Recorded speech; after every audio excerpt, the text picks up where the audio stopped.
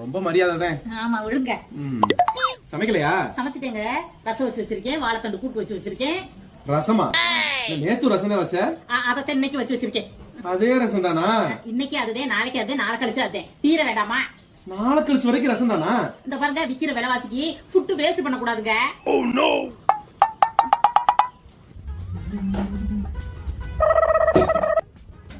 இதுதான் ரசமா? இவ்வளவு ரசம் இருந்தாக்க எப்படி அவ குழம்பு வைப்பா?